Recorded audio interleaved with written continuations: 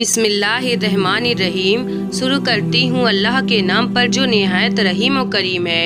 आना हज़रत सल्लल्लाहु अलैहि वसल्लम पर वही का इब्तिदाई दौर अच्छे सच्चे पाकीज़ा ख्वाबों से शुरू हुआ। आप ख्वाब में जो कुछ देखते वो सुबह की रोशनी की तरह सही और सच्चा साबित होता।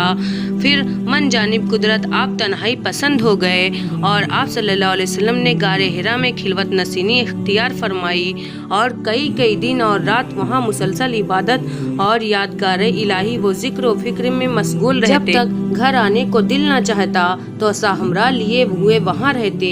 तो ऐसा खत्म होने पर ही अहलिया मोहतरमा हज़रत खदीजा रज़ियल्लाहु तआला अन्हा के पास तशरीफ लाते और कुछ तो ऐसा हमरा लेकर फिर वहाँ जाकर खिलवत गजी हो जाते। यही तरीका जारी रहा यहाँ तक कि आप पर हक मुनकसफ हो गया और आप गारे हिरा ही में क़याम पसीर थे। अचानक हज़रत जिब्रील अलैहिस्सलाम आपके पास हाजिर हुए और कहने लगे कि ऐ मोहम्मद पढ़ो। आप फरमाते हैं कि मैंने कहा कि मैं पढ़ना नहीं जानता।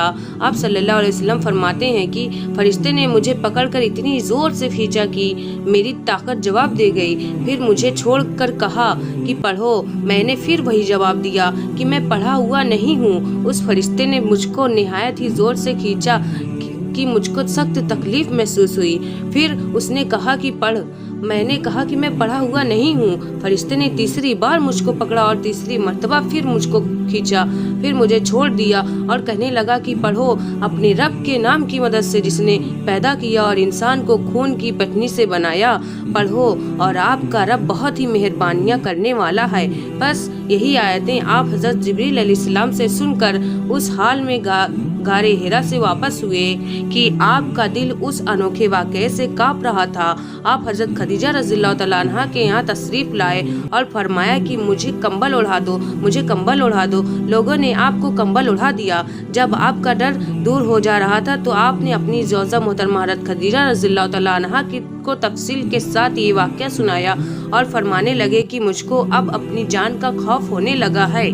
आपकी अहलिया मोहतरमा हज़रत खदीजा रज़ियल्लाहु तआला अन्हा ने आपकी धाड़स बढ़ाई और कहा कि आपका ख्याल सही नहीं है। खुदा की कसम आपको अल्लाह कभी रुसवा नहीं करेगा। आप तो इखलाक फासला के मालिक हैं। आप तो कुंबे परवोर हैं। बेकसों का बोझ अपने सर पर रख लेते हैं। मुफलिसों के लिए आप कमाते हैं। मेहमान नवाजी में आप बेमिसाल हैं और मुश्किल वक्त में आप अमर हक का साथ देते हैं।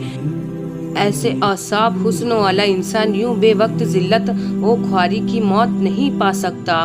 फिर मज़ीद तसल्ली के लिए आप हज़रत खदीजा रज़ियल्लाहु तआला अन्हा के साथ आप सल्लल्लाहु अलैहि वसल्लम के चचा बिन नवाफिल के पास गईं जो उनके चचाज़ादे भाई थे और ज़माना जाहिलियत में निसरानी मजहबी इख्तियार कर चुके थे और इब्रानी ज़बान के कातिब थे। चुनांचा इंजील को भी हस्ब मुनासाए खुदावंदी इब्रानी ज़बान में लिखा करते थे। इंजील सेरानी ज़बान में नाजिल हुई थी, फिर उसका तर्जुमा इब्रानी ज़बान में हुआ।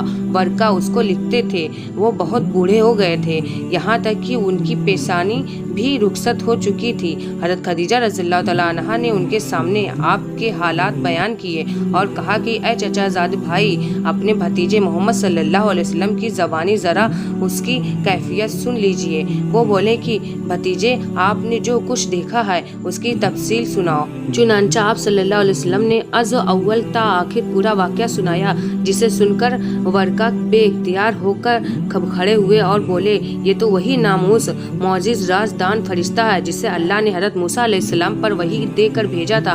काश मैं आपके इस अहद नबूवत की शुरू होने पर जवान उम्र होता। काश मैं इस वक्त तक जिंदा रहता जबकि आपकी कौम आपको उस शहर से निकाल देगी। रसूल करीम सल्लल्लाहु अलैहि वसल्लम ने ये सुनकर ताज्जुब से पूछा कि क्या वो लोग मुझे निकाल देंगे, हालांकि मैं तो उनमें सादिक व आमीन व मकबूल हूँ। वर्का बोला, हाँ ये सब कुछ सच है, मगर जो शख्स भी आपकी तरह अम्र हक लेकर आया लोगों ने उसके दुश्मन हो गए। अगर मुझे आपकी नबूवत का वो ज़माना मिल जाए तो मैं आपकी पूरी मदद करूँगा। मगर वर्का कुछ दिनों के बाद इंतकाल कर गए। फिर कुछ अरसे तक वही की आमद मौकूफ़ रही। सही बुखारी हदीस नंबर 3। वीडियो अच्छी लगी हो तो वीडियो को लाइक शेयर सब्सक्राइब करना ना भूलें। मिलते हैं नेक्स्ट वीडियो में, तब तक के लिए अल्लाह हाफिज़।